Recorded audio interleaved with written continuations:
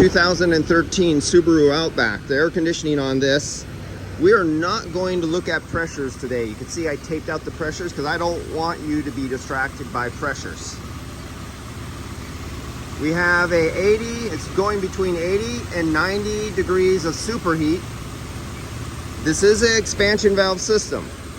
I have to make that note because I'm talking about superheat, and guys who know something go, but this is, no, don't mention that.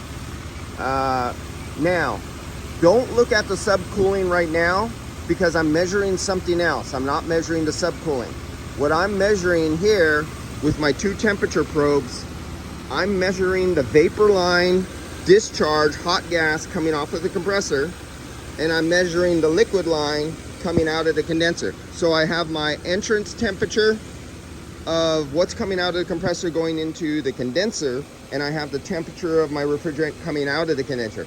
Right now we're going to look at the drop of, oh yeah, don't look at the superheat or subcooling right now. Right now, this is what I want to make the video on. We're looking at the drop across the condenser.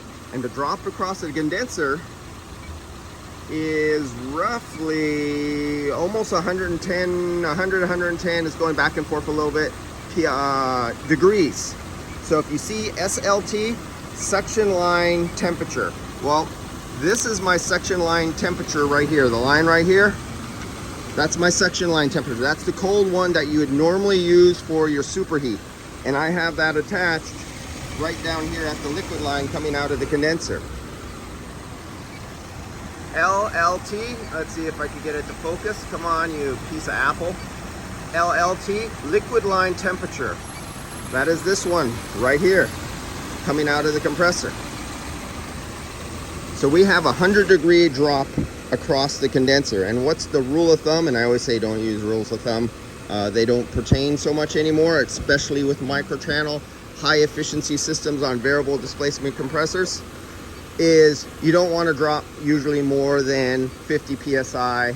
And we'll get into that about plugged condensers and everything, but that doesn't play out here because there's something else that will mess up your readings and temperatures if you don't understand. When you do all tests, your system must be 100% full to factory spec by weight. No guessing, not going by pressures or temperatures out the dash or anything. It has to be exact, unless there's an extreme condition. So let's jump on here. So we could see we have basically 105 degrees right now of temperature difference between the line going in and the line coming out, indicated by SLT and LLT, suction line temperature and liquid line temperature. Now I'm going to take and put everything back into proper position. Now we're going to look at superheat and subcooling. Let's take off, this is our liquid line clamp, and we're going to take that off and put it back at the exit of the evaporator, and we're going to take our temperature. It's going to take a little while. This clamp is really hot right now because the hot air was blowing on it from the fan and the really hot line it was attached to. So it'll take to cool down all that temperature sensor and all the liquid line where it was touching. Take a few seconds. Now let me throw this into right. So this is our liquid line temperature clamp. We're going to take it off and we're going to put it in its proper position. I can't get right to the condenser, so the closest line I can get to is right here. There we go. So I now have the temperature of the liquid coming out of the condenser. This is for your subcooling. This is for your superheat. So let's get back to that now. Now we can have a clear view of superheat and subcooling. This is going to be a 2 or 3 part video. Here's our superheat, and I could hear that it almost sounded like I was hitting, yeah, my line here is touching the fan. Look at our 60 superheat. Remember this for the next video after I fill this system up. I'm looking for leaks, and I think I found one little one.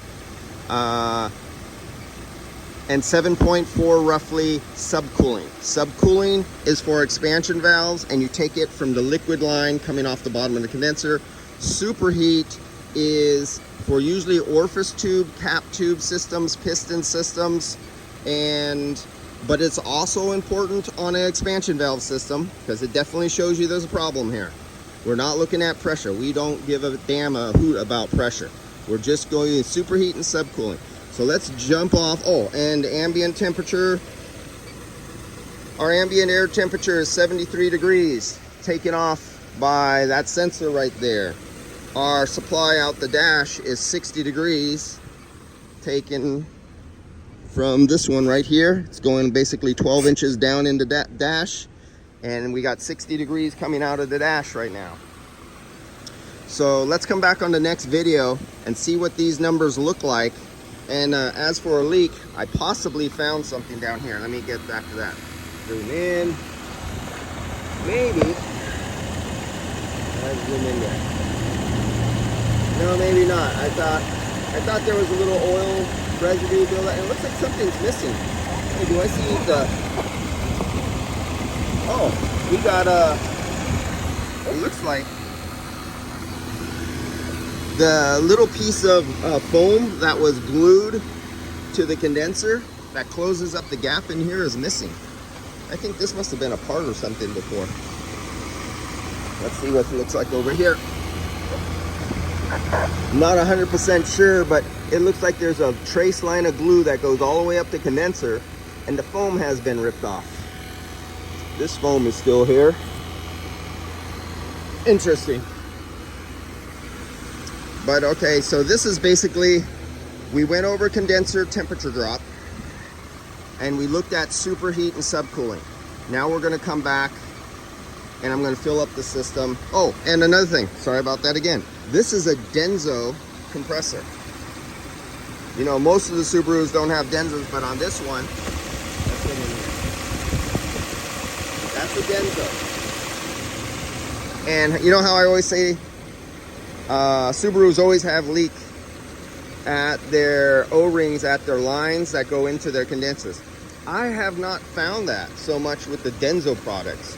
On the Subarus that have the Denso compressor, I have not found them to have notoriously leaking suction line and discharge line, and I did that backwards,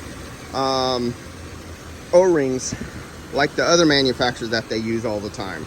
So what's up with that? And they got a Denso expansion valve. You can see it says Denso right on the expansion valve. And if I could find a sticker, I couldn't find a sticker on the condenser, but that would probably be a Denso condenser, so I'd never have to worry about its quality, unlike the other manufacturer.